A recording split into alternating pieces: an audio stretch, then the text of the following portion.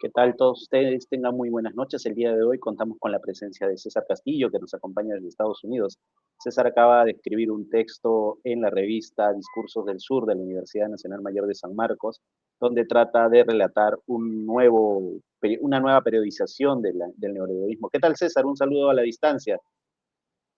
Buenas noches, Víctor. ¿Qué tal? ¿Cómo estás? Bien, bien. Saludos desde acá también. Acá muriéndonos de calor. ¿Cómo está el clima por allá? Bueno, acá sí estuvo un poco frío, pero ya está subiendo un poco la temperatura, pero no tan caliente, me imagino, como en Lima. Ujú, Bueno, César, queremos conversar el día de hoy en Izquierda ujú. Diario sobre este texto que acabas de publicar en Discursos del Sur, esta revista de la Universidad de San Marcos. En este marco queríamos hablar, tú hablas de un nuevo proceso de periodización y creo que tienes un marco conceptual que trata de reflejar un poco la confrontación entre capital y trabajo, ¿no? ¿Nos podrías dar primeramente estos elementos conceptuales para luego ir hablando acerca de cómo vas periodizando a partir de estas olas que tú explicas en este texto? Bueno, sí, gracias. El texto es como una versión condensada o resumida de uno de o dos de los capítulos de mi tesis de doctorado, porque yo acabé el doctorado en 2024 en el New School for Social Research acá en Nueva York. Y bueno, mi tesis era sobre Perú, ¿no? Pero tenía dos partes, digamos, o tres partes, dos de las cuales tenían que ver con la historia de esto que es el neoliberalismo en el Perú, y la segunda con el ejercicio de reconstrucción de datos de ingreso, básicamente la distribución funcional, una cosa que yo había trabajado cuando yo estudié en mi pregrado y una maestría de economía allá en Perú. Pero lo que yo quería era, más que nada, explicar la evolución de estos datos de ingreso a partir de las instituciones de política económica que se habían establecido durante ese periodo. Digamos, la reconstrucción de los datos recubren 42 hasta el 2022. Y por otro lado, ver cuáles son las ideas que influyen en esas instituciones, ¿no? O en la política económica, ¿no? Básicamente política fiscal, política monetaria y política cambiaria.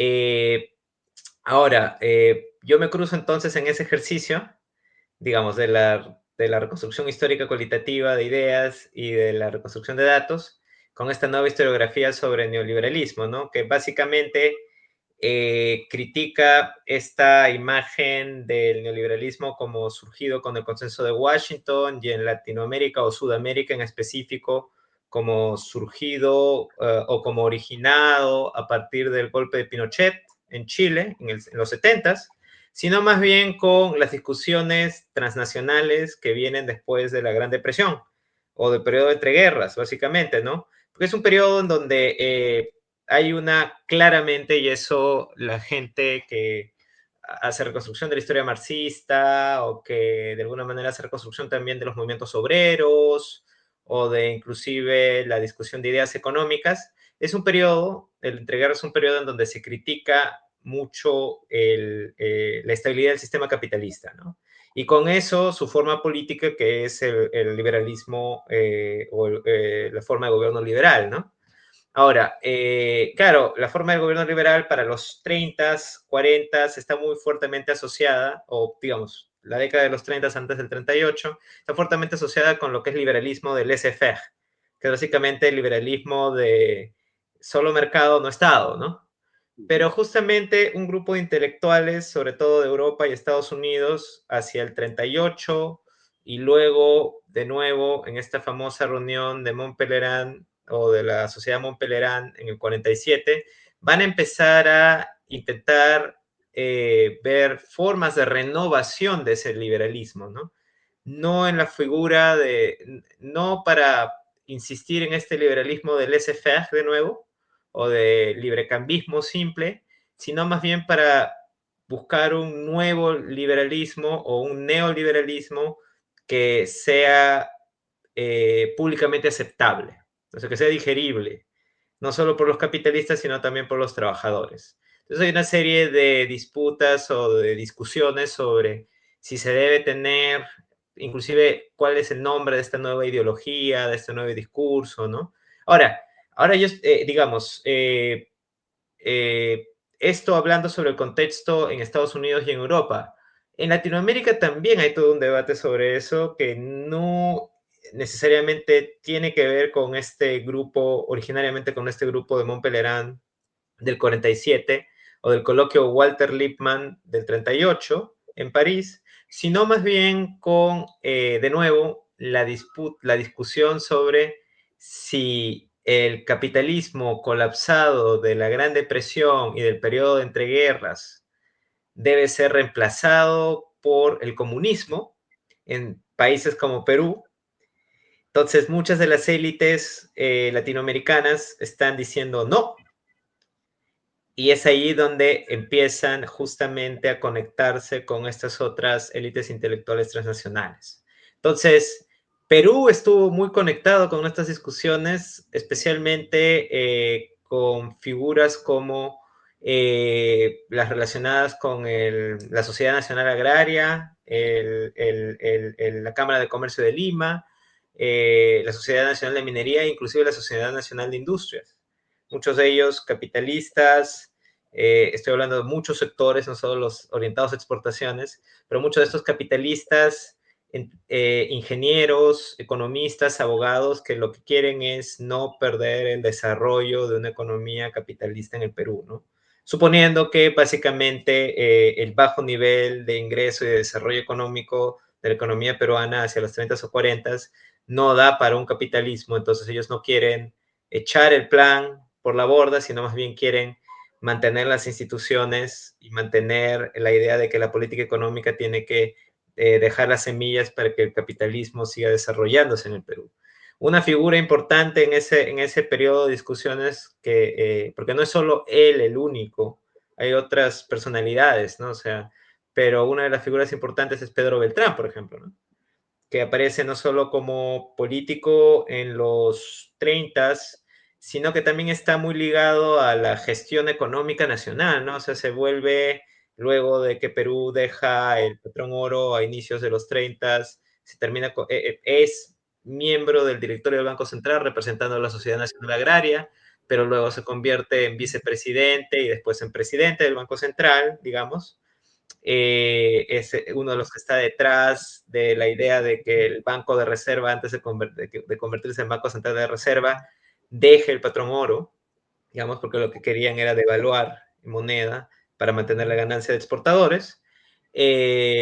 Rómulo Ferrero es otra personalidad, gente como Oscar Ugarteche, Stefan Gruber en Perú han escrito mucho sobre Rómulo Ferrero, pero al mismo tiempo hay otras personalidades relacionadas con estos intereses como, por ejemplo, este famoso ingeniero agrónomo, José de la Valle, José Antonio de la Valle García, ¿no? Que tiene también una serie de conferencias criticando justamente a los que denuncian el capitalismo y que proponen su reemplazo por el marxismo con ocasión de la Gran Depresión, ¿no? Y del estancamiento. Entonces, siguiendo estas personalidades, siguiendo estas ideas y viendo sus intervenciones de política, es que llego al momento en el que, por ejemplo, tanto Beltrán como Ferrero apoyan ideológicamente, pero también políticamente, este famoso golpe de Odría del 48.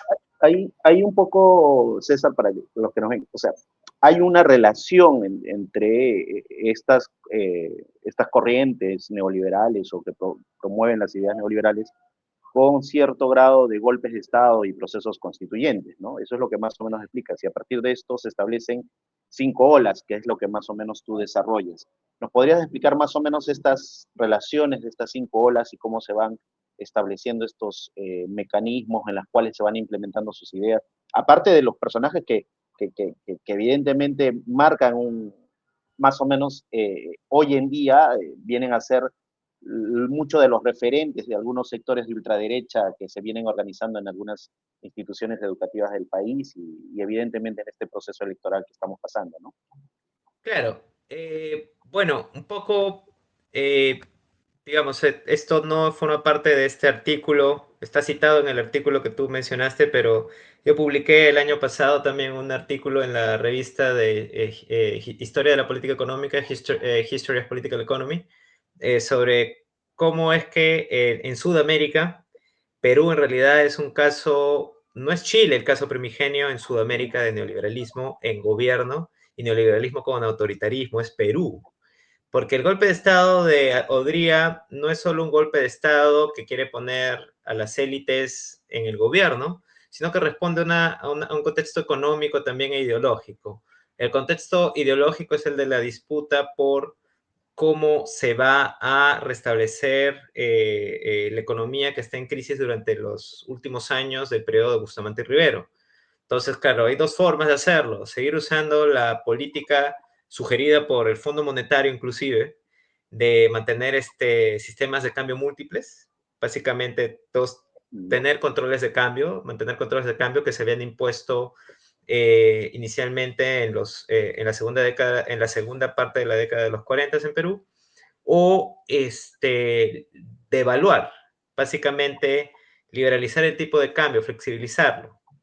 Lo que sí se discute hasta ahora, ¿no? Como siempre, ¿no? Que el Banco Central no tiene que controlar el tipo de cambio, etcétera. Bueno, la discusión tiene muchos años o sea, cuando la gente discute que el Banco Central actualmente utiliza técnicas modernas, estas ideas se vienen discutiendo inclusive desde antes del periodo de los 40, ¿no? O sea, la discusión sobre dejar el patrón oro, Perú siendo uno de los primeros países de Latinoamérica también dejando por segunda vez el patrón oro, es un ejemplo de eso, ¿no? Pero bueno, volviendo al asunto, el contexto del golpe de Odría tiene todo este ambiente de disputa ideológica, ¿no? Al menos entre las élites y en la discusión pública en periódicos como La Prensa o El Comercio, ¿no? Es allí donde aparecen estas ideas y para aplicar o implementar esta liberalización del tipo de cambio, Beltrán, ya hay pruebas, digamos, en la correspondencia que él tiene con los Gildemeister, por ejemplo, o mismo Ferrero también, ¿no? Están intentando apoyar el golpe para luego tomar el control del Banco Central y así, en cooperación con el Ejecutivo bajo dictadura, liberalizar el tipo de cambio, liberalizar controles de precios y inclusive elaborar o influir directamente en el famoso reporte final de la misión Klein, que es la misión que supuestamente propone hacia el 49 las reformas que el gobierno de Odría debería aplicar para reducir la alta inflación de Perú hacia fines del 40, estabilizar el presupuesto fiscal, etcétera, etcétera. Ahora, uno diría, claro, ya, eso queda allí, fue efectivo o no, digamos, Beltrán al final deja el Banco Central de los 50 y uno ve que la liberación de tipo de cambio tiene un efecto positivo parcial en las ganancias, ¿no? Pero luego estas personalidades y algunas de estas ideas aparecen de nuevo en otros periodos, como por ejemplo el segundo gobierno de Manuel Prado Arteche, que es el que sigue a la transición de Odría, ¿no? Digamos, ¿no?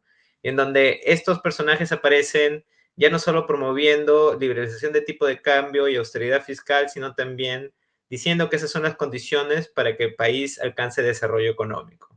Ahora, lo mismo con el gobierno, el primer gobierno de la UNDE, ya no con estas personalidades, pero con economistas y hombres de negocio suizos que se identifican a sí mismos como neoliberales u ordoliberales. O sea, es gracioso. El diario La Prensa, que es diario de propiedad de Beltrán ya desde el 34, en el 50 publica, bajo la pluma de Juan Segarra Russo, un texto que dice literalmente, la prensa es un diario neoliberal. O sea, y ese es un texto que se publica en el 60, creo, si no me equivoco, o el 61, cualquiera de los 2 años. Pero estamos hablando ya desde el 60 que se está discutiendo, el periódico que se identifica como neoliberal. Vuelvo a comentar de nuevo lo de los gobiernos, ¿no? Belaunde, uno, la transición o el periodo disruptivo inicial de Velasco, pero luego tenemos otra oleada neoliberal que viene con Morales Bermúdez, digamos, intentando poner marcha atrás al proceso de difusión de la propiedad social, digamos, o de la economía de gestión de propiedad social, que era básicamente un ejemplo importante junto a otros como el de Israel, Argelia o de Yugoslavia, de desarrollo de estas alternativas socialistas al capitalismo. pasamos a Belaúnde II, también con, digamos, dentro de su grupo de tecnócratas y de hombres de élite que lo apoyan y políticos que lo apoyan, gente relacionada con estas redes intelectuales, saltando con bueno, yo no incluiría en estas redes a Alan García del primer gobierno, pero sí a la respuesta contra Alan García, que es justamente toda esta gente, el Fredemo, Movimiento de Libertad, hasta Fujimori, digamos que está de alguna u otra manera conectado con estas personalidades. Ahora, lo que uno ve es que en la mayoría de estos casos, en la mayoría de estos episodios, no solo hay una como que conflagración entre esta ideología neoliberal y políticas autoritarias o al mismo tiempo antitrabajo, sino también uno puede seguir indicadores estadísticos. Y una cosa que yo incluyo en este artículo, por ejemplo, es este famoso ratio de explotación, que en realidad es, digamos, el término es muy grueso para hablar sobre un ratio de explotación a nivel macroeconómico, pero la definición del indicador es básicamente el ratio entre ganancias agregadas y el total de salarios de toda la economía nacional. Y lo que uno ve es que justamente los periodos en los que muchas de estas políticas o los que muchos de estos actores neoliberales están manejando o influyendo en la política económica del país, este ratio de explotación, esta fracción entre las ganancias y los salarios se dispara, ¿no? O aumenta parcialmente o sostenidamente, ¿no? En algunos casos, siendo el incremento más fuerte el que se experimenta durante el gobierno Fujimori, ¿no? O sea, uno ve que justo coincide, hay un gran salto en ese periodo, siendo el ratio de explotación a inicios de los 90 de algo de 1.6. Básicamente, las ganancias son 1.6 veces los salarios, ¿no? Uh -huh. Una consulta. En este periodo también hablas justamente en este marco entre esta disputa entre el ingreso y los salarios, las ganancias y los salarios. Hablas de un proceso entre el 75 y el 78, que evidentemente se da de un alto nivel de conflictividad, de grandes movilizaciones obreras, está el paro nacional, etc. Este espacio necesita ser aplacado, evidentemente, porque no nadie de sano juicio va a perder, va a ser reducido su salario y ver al frente al dueño de la empresa de tener mayores ganancias, ¿no? Estos episodios son constantes en estas 5 olas, según la investigación que hiciste, César. Sí, hay como, bueno, antes del gobierno o antes del periodo de los 60 hay ciertos episodios de conflictividad, pero son como muy, digamos, no suceden en la capital, suceden en provincias, digamos, uno ve las revueltas mineras, uno ve las revueltas campesinas, digamos, pero donde yo he visto que, o digamos, de nuevo, yo no soy un historiador de los movimientos sociales, ¿no? Pero uno puede ver, por ejemplo, en la forma en cómo reaccionan estas élites intelectuales neoliberales, donde se vuelven mucho más radicales en términos de criticar, por ejemplo, la arremetida del avance comunista castrista, es justamente el periodo de la Guerra Fría, ¿no? Y coincide pues justamente con el proceso, por ejemplo, de las revueltas en la convención. Coincide con tomas de fábricas. Hay un famoso documento que se publica en el diario Expreso criticando, es como una coalición nacional contra la emergencia en el país, ¿no? Es una cosa así, ¿no?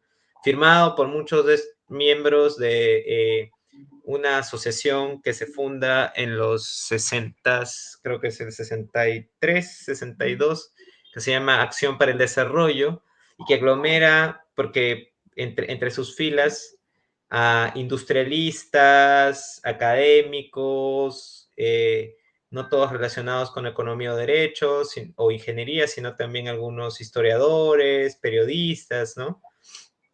Y que sorprende porque cuando uno ve neoliberalismo en Perú, uno siempre lo asocia directamente con las exportaciones, ¿no? Como desarrollo orientado a exportaciones. Y uno ve que hay muchos industrialistas, incluidos pesqueros, en este grupo. Y todos ellos lo que hacen es denunciar justamente tomas de fábricas, ¿no? Publican un famoso libro que se llama Agitación Laboral, sus causas y sus amenazas para el Perú, ¿no? Entonces, y eso se publicó creo que en el 66. Entonces estamos hablando de mucha... Y ese gobierno de Belaúnde, o sea, ese gobierno de Belaúnde uno, o sea, uno tiene esta idea de, Belaúnde uno es un populista, más Estado. Creo que cuando uno discute neoliberalismo en el Perú y estas disputas entre capital y trabajo, No, no uno tiene existen. que pensarlo no en términos del tamaño del Estado, o no tanto en términos del intervencionismo, sino en términos de cuáles son los resultados para ciertos indicadores distributivos o para cierto tipo de ideas que se discuten. O sea, hay que leer las ideas, ¿no? O sea, lo que se Ujú. dice, lo que se implementa. Obviamente no todas las ideas se implementan, pero uno ve que hay un discurso claro.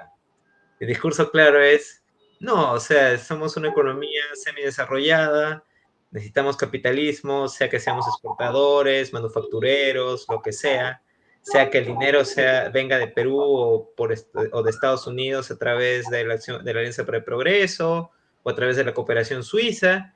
La idea es que eso tiene que desarrollar capitalismo. Ahora, obviamente, para estos neoliberales, eso implica que hay que, de alguna manera, o tener mucha coerción contra el trabajo organizado, ¿no?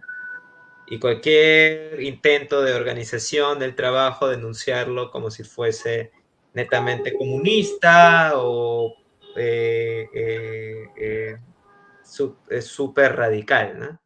Y eso pasa desde el 60, o sea, uno ve que es más álgido, a eso iba, ¿no? Es más álgido durante la década del 60, específicamente durante el gobierno de Belaúnde, ¿no?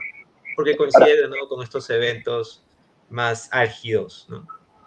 César, para ir avanzando un poco, porque también nos gana el tiempo, Sí, hay un tema que tú marcas acá, ¿no? Hay una serie de discursos, elaboraciones teóricas que vienen teniendo estos sectores.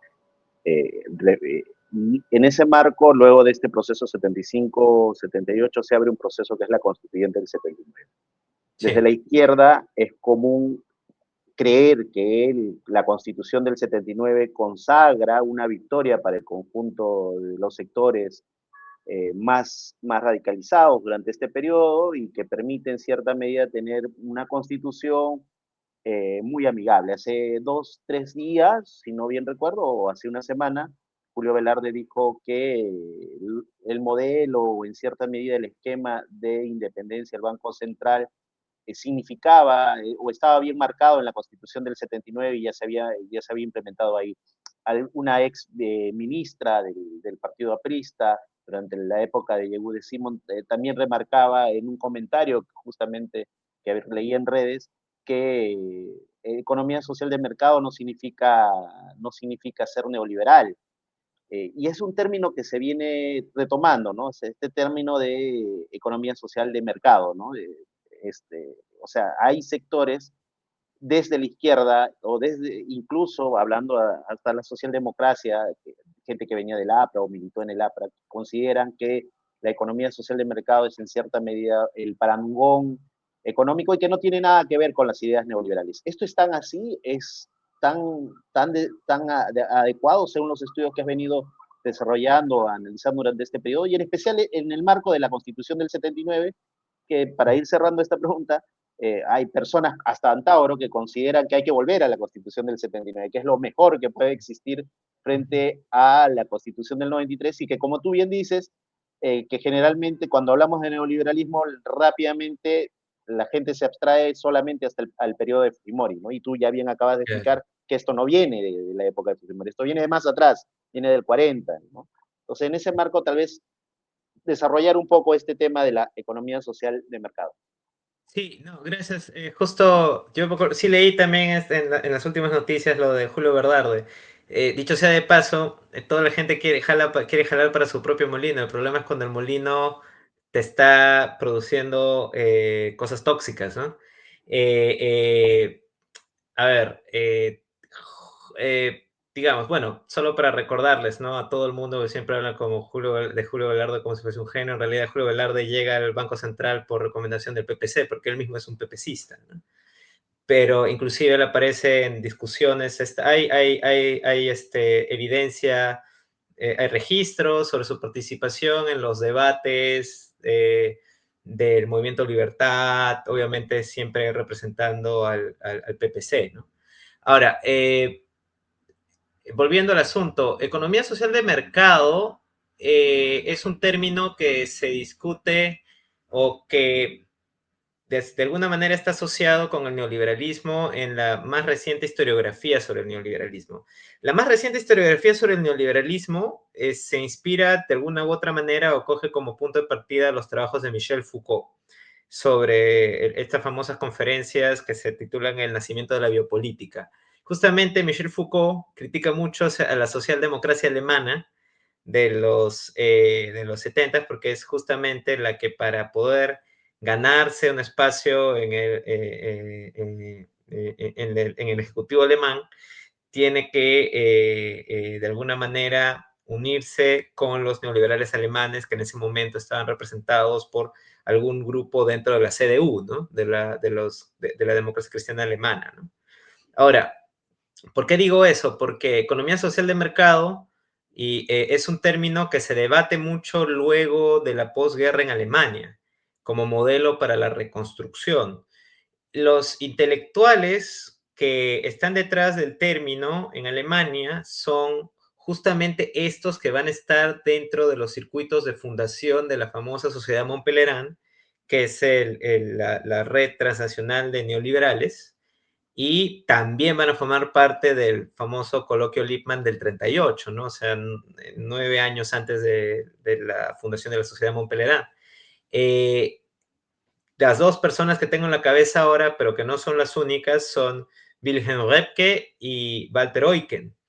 Pero ellos están pensando en el término, sobre todo Wilhelm Röpke, de economía social de mercado, como un término para definir un sistema económico en el que la legislación va a materializar los confines o los contornos de un Estado que no va a intervenir en la economía. O sea, y ese es un poco por lo que el neoliberalismo es nuevo, ¿no? O es neoliberalismo. No es el simple librecambismo o la simple desaparición, minimización del Estado.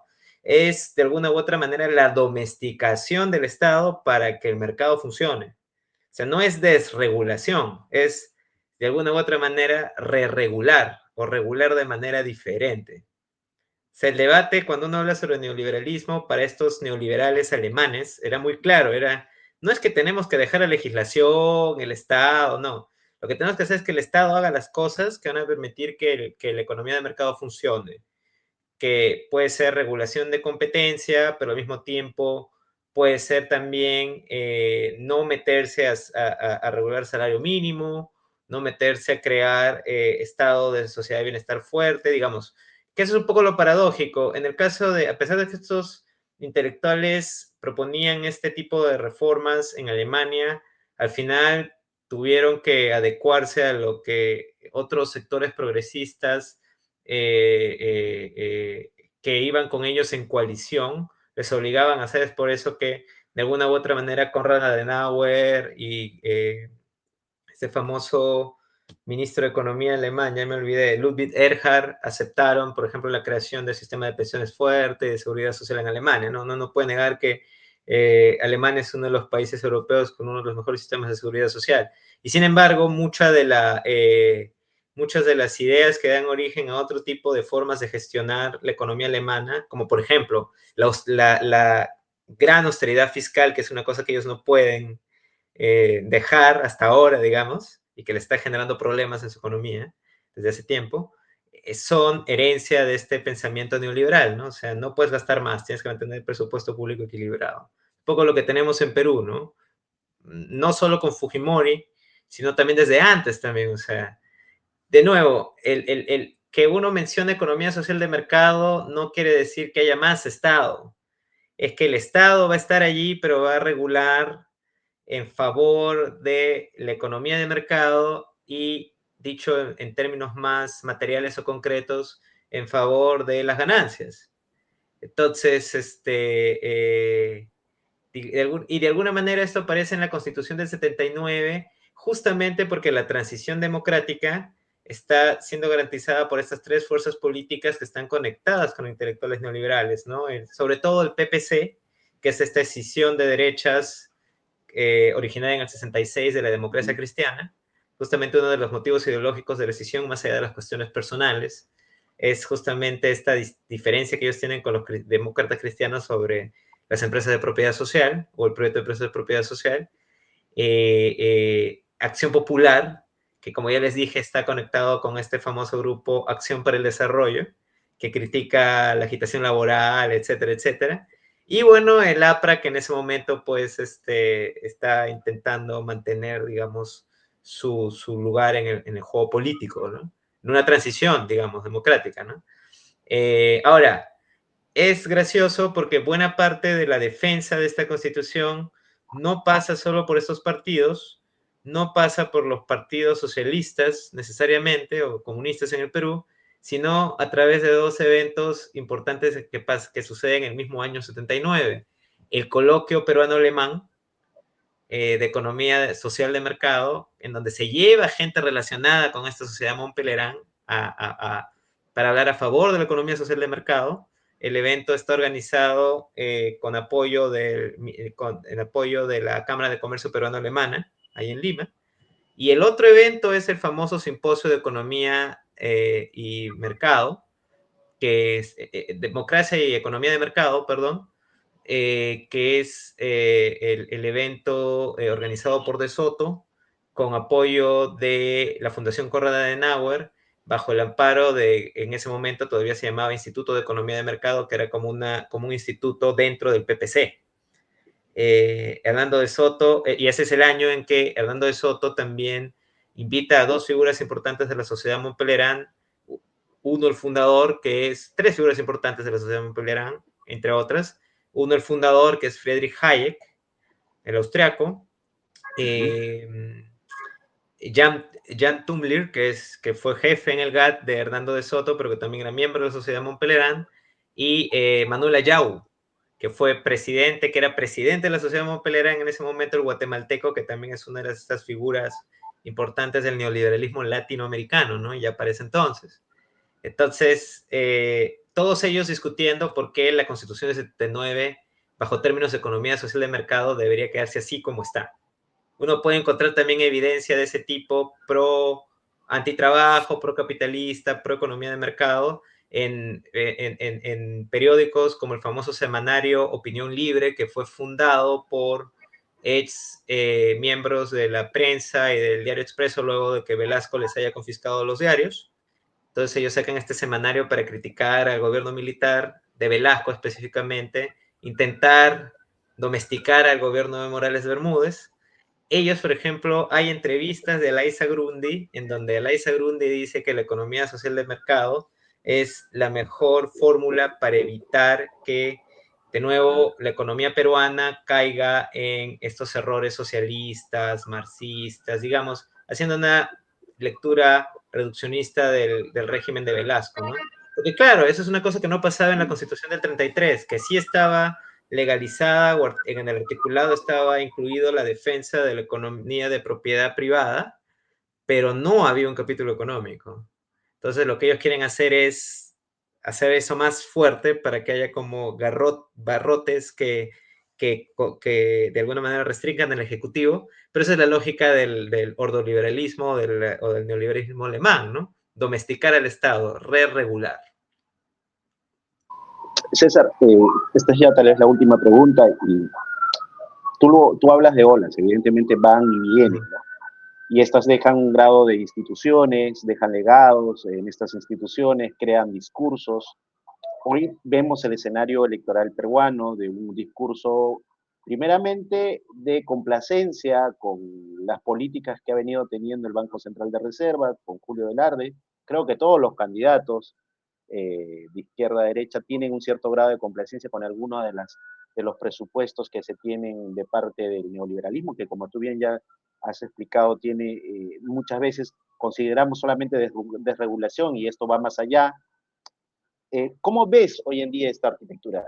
En un aumento de la ultraderecha en el continente, en una referencia, porque Perú es un referente actualmente, por ejemplo, en Argentina con la reforma laboral, es un referente con algunos gobiernos como lo que está sucediendo en Venezuela, con esta transición que viene teniendo Delcy Rodríguez, es un referente también en Ecuador y en otras, en Bolivia y en otras zonas del continente para un poco transitar este lugar. ¿Cómo ves esta situación? ¿Cómo ves en este escenario de ultraderecha el avance de las políticas neoliberales hoy en día que los neoliberales dicen que no existe, hoy en día que mucho de esto, de este discurso ya se camufla detrás de nuevas consignas, como este grado de anarcoliberalismo, liberalismo, más allá de que tengan muchas diferencias de fondo, pero hay una nueva efervescencia de derechas en el continente y el Perú no ha sido ajeno a eso, ¿no? Entonces, ¿cómo ves este escenario? ¿Hacia dónde más o menos tú consideras que estos elementos, instituciones neoliberales van a seguir conservándose, ¿no? Bueno, una cosa, esa es una buena pregunta porque conversando con colegas latinoamericanos acá en Estados Unidos y también también allá en Perú, ¿no? Conversando con gente, ¿no? Siempre con amigos, colegas, amigas y colegas, uno siempre se pregunta cómo es posible que un país como el Perú eh, tenga una moneda muy estable o el crecimiento económico se mantenga, digamos, no tan volátil, a pesar de que el Estado no es muy estable per se, ¿no? De por sí. Y claro, esta es eso, ese resultado es una de las herencias de este neoliberalismo, ¿no? De nuevo, suerte de domesticación de la esfera del Estado en favor de la economía de mercado. Ahora, obviamente hay intelectuales, hay activistas, miembros de la élite política y económica que piensan que esto tiene que cambiar, ¿no? Como también hay otros que piensan que esto se tiene que mantener. Y de acá yo incluyo a toda esta gente que dice que el estado actual de la política monetaria y la política fiscal, tal como se maneja, tiene que seguir así como está, porque es lo que mejor nos va, ¿no? Ahora, hablando de las tendencias de cambio, que es un poco a donde quiero ir y que se relaciona más con lo que tú me preguntas, ¿no? Hay grupos que insisten y que están relacionados con estas nuevas derechas que mencionas, que insisten un poco en cambiar en cierta medida el actual régimen, eh, no en tanto para cambiar la constitución, sino que como para profundizarla, ¿no? Y esto, de alguna manera, yo creo que se hace familiar para aquellos de los que estaban relacionados o están relacionados todavía con ciertos grupos fujimoristas, donde siempre se hablaba que durante la época de Fujimori se implementaron ciertas reformas de primera generación, segunda generación o lo que sea, ya no sé ni cuántas generaciones hay, y que pero que faltaban las de tercera y que había que profundizar para hacer una economía mucho más bollante, digamos, ¿no? Bueno, esa gente también es la que piensa, digamos, esa gente está de acuerdo con estas ideas de libre mercado, pero al mismo tiempo, y lo que es sorprendente, que eso es una cosa ya mucho más reciente, es esa misma gente la que está al mismo tiempo repitiendo discursos mucho más autoritarios, como por ejemplo, esto puede pasar solo bajo regímenes presidencialistas en donde el Ejecutivo concentra el poder. Básicamente un poco más si nos dicen que tenemos que tener dictadores, ¿no? No lo dicen así, pero se refieren a regímenes presidencialistas en donde el Ejecutivo concentra el poder, ¿no? Y si uno ve, por ejemplo, la forma en cómo está estructurado el actual gobierno, a pesar de nuevo, el actual gobierno peruano, a pesar de nuevo de Estado peruano, a pesar de que el gobierno es muy frágil, digamos, o inestable, justamente, y a pesar de que el articulado constitucional permite que se vaquen presidentes como que uno se cambie una prenda de vestir, muchas de las decisiones en términos económicos y de política social están muy, muy concentradas en el Ejecutivo, digamos. No, o sea, solo para poner un ejemplo, ¿no? O sea, cuando uno quiere gestionar los recursos que se generan en una región para que esta región pueda invertirlos de acuerdo a los criterios o a los planes que esta región tenga, eso, eso no pasa, nunca, eso no puede pasar, el filtro está siempre en el Ministerio de Economía y Finanzas, pues supuestamente está conectado con el régimen fiscal, lo cual es un error porque los regímenes fiscales tienen que ser funcionales a procesos de planeamiento, desarrollo y no al revés, ¿no? Si no, obviamente, si el principal objetivo es simplemente ahorrar o mantener, digamos, la billetera llena, entonces nunca vas a gastar nada, ¿no? Entonces, de alguna u otra manera, volviendo al punto, son este tipo de regímenes presidencialistas en donde se concentra el poder en ciertas partes de la estructura del Estado, que muchos de estos neoliberales están, contemporáneos están manteniendo en su discurso actual. De otra manera, lo que aparece también dentro de este grupo es esta suerte de familiaridad con el populismo de derecha.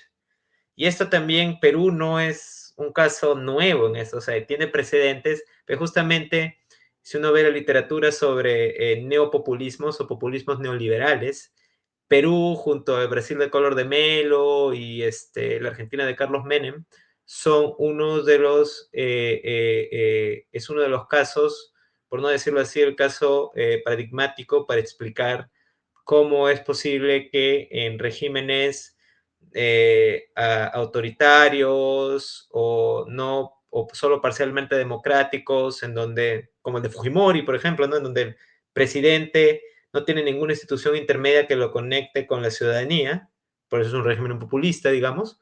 ¿Cómo es que ese tipo de regímenes puede ser al mismo tiempo eficiente y efectivo en aplicar estas reformas del libre mercado, ¿no?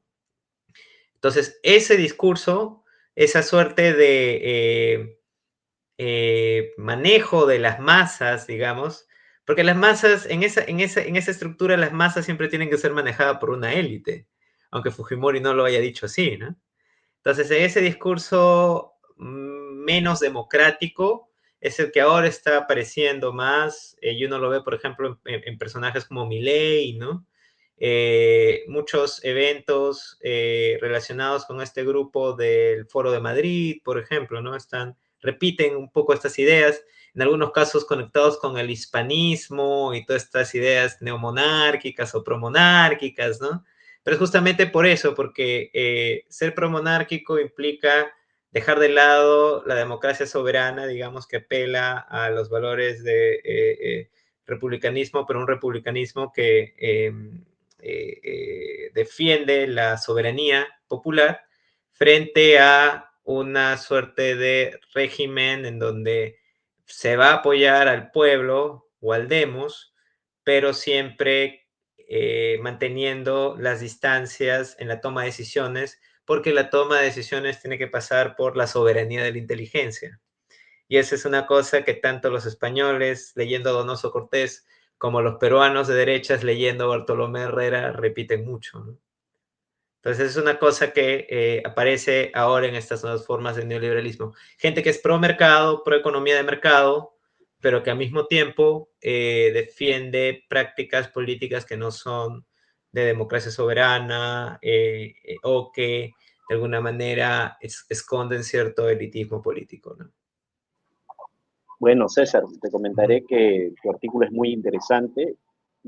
Creo que Gracias. va a traer mucho por cortar, mucha tela por cortar, porque rompes muchos esquemas, no solo en la izquierda, sino en la derecha. Yo creo que a muchos sectores de izquierda este texto le va a mover mucho el piso, porque como te decía, rompes algunos mitos como este tema de la Constitución del 79, retomas algunos elementos o indicadores que muy pocas veces se han estudiado en el Perú, ¿no? Este tema que hablas de ganancias sobre la cantidad de salario, que lo había visto en algún momento en Argentina con Inigo y otros. O sea, son muy pocas veces utilizados para poder analizar nuestro país. Sí, Sí, solo para añadir, o sea, eso tiene que ver un poco más también con la forma en cómo se practica la economía en Perú, ¿no? O sea, y no lo, no, no, creo que este es el momento para decirlo, o sea, cuando yo estudié en Perú, yo estudié en una universidad muy tradicional, pero mi asesor, que era Germán Alarco, digamos, que es especialista en temas de distribución, de economía política, distribución del ingreso, digo, y de la riqueza de economía política, él, por ejemplo, usaba mucho estos indicadores, ¿no? Entonces, pero su enfoque económico es un enfoque de economía política post-keynesiano, entonces, o lo que se llama comúnmente economía heterodoxa. Entonces, lamentablemente en Perú estas ideas no están muy desarrolladas, pero déjame decirte que muchas de estas intuiciones aparecen muy trabajadas en el exterior y, digamos, tenemos ejemplos también de economistas que no están por fuera del circuito tradicional como Tomás Piketty, Branko Milanovic, que también entienden este tipo de indicadores, ¿no? Entonces no es una cosa, eh, sí, no es común que se use en Perú, pero no es una cosa, porque usualmente los economistas técnicos siempre critican este tipo de cosas, ¿no? No es una cosa que sea antitécnica, eso hoy, ¿no? exactamente. Y Uh en -huh, ese momento creo que vas a golpear mucho, ¿no? uh He -huh, visto a algunos profesores de San Marcos, de la facultad donde has publicado, que ni siquiera habían podido leer el artículo, creo, y que recién lo van a tomar y lo van a agarrar para poder revisar con más tranquilidad lo que estás proponiendo, y es algo muy interesante. En este marco, te agradezco por por habernos dado este tiempo, y es más, desde ya te invitamos para poder seguir comentando y conversando a profundidad, tal vez con algunas de las nuevas propuestas que vayas desarrollando y también con la coyuntura política y económica del país, en un país donde, como tú ya bien has dicho, las ideas como la de regresar a la monarquía española tienen hoy en día el primer puesto en las encuestas, ¿no? Que es López Aliaga. López Aliaga acababa de proponer, no sé, hace 2 meses volver al reino de España, y en el fondo, evidentemente, es este análisis más profundo que acaba de hacer al final, que está relacionado con quién toma las decisiones, ¿no? Y esta esperanza de muchos de estos sectores de volver a lógicas monárquicas en las cuales evidentemente la mayoría de la población ni siquiera pueda participar, ni tal vez ni con el voto, sino bajo la venia de algún rey como el de España, y que algunos sectores de izquierda en España muchas veces se han venido arrodillando, ¿no? Por más progresistas que hayan sido. De todas formas, muchas gracias, César. Un saludo fuerte desde Perú, a la distancia, y esperamos contar contigo. Tal vez las palabras de cierre. sí. No, muchas gracias de nuevo. Ha sido, me ha hecho, digamos, revisar muchas de las ideas en las que estoy trabajando y que aparecen de alguna manera escritas en este artículo que has mencionado de la revista Discursos del Sur. Mencioné, digamos, este artículo que se publicó en History of Political Economy. Va a haber otro artículo siguiendo un poco algunas de estas décadas en la revista Global Perspectives, que se va a publicar en julio de este año. Y otro capítulo sobre justamente el tema de Hernando de Soto en una compilación que saldrá también en julio, creo. Lamentablemente está publicado en inglés mucho de esto, pero ya ahora con el ChatGPT y todo eso uno lo puede traducir, pero digamos, eso es un poco, menciono esto solo por el tema de que sí es una cosa que siempre me interesa, de alguna manera que combina estos elementos que me interesan investigar, ¿no? Entonces, te agradezco mucho el espacio y cualquier cosa, estoy acá para servirles, ¿no? Dale, César, ha sido un gusto. Entonces nos vemos la próxima semana con otra entrevista. Una vez más, un gusto, César. Nos vemos. Gracias.